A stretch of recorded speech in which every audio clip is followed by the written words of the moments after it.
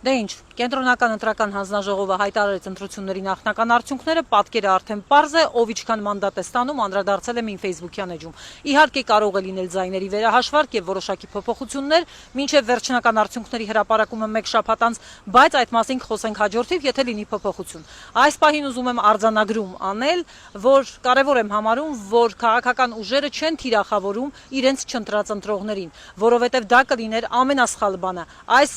ընտրությունների պատճառների մասին խոսակցություններ կան ու դեռ էլի լինելու են, բայց մի բան ակնհայտ է, ընտրողներին, անհամաձայն ընտրողներին չի կարելի թիրախավորել։ Երկրորդը, որ կարևորում եմ, այն է, որ պետք չէ հիասթափությունը դարձնել գերիշխող էմոցիա այսպիսի արդյունքների պայմաններում։ Հիմա ուզում եմ անդրադառնալ հանրային տիրույթում այս պահին ամենաշատը քննարկվող հարցին՝ մանդատները վերցնելու, չվերցնելու դրա իրավական ու քաղաքական բաղադրիչներին։ Մանդատներ չվերցնելը, ինչպես ցանկացած երկրում, այնպես էլ Հայաստանի Հանրապետությունում ունի ինչպես իրավական, այնպես էլ քաղաքական բաղադրիչ։ Իրավական բաղադրիչը, ինչպես մնացած երկրներում,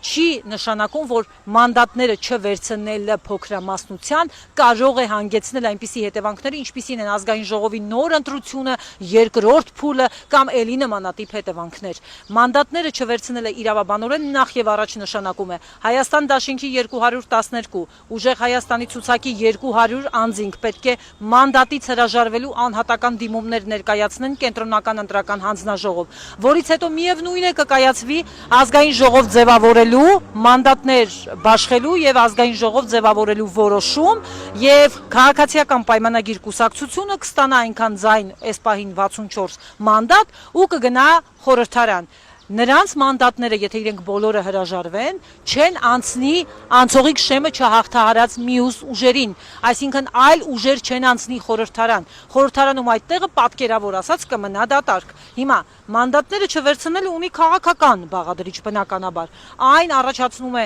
լեգիտիմության խնդիր տվյալ խորհրդարանի, քաղաքական ճգնաժամ, բոյկոտի քաղաքական պայքարի մեխանիզմ է եւ քաղաքական ընդդիմությունը, որը մտել է ընտրապայքարի մեջ ու արձանագրել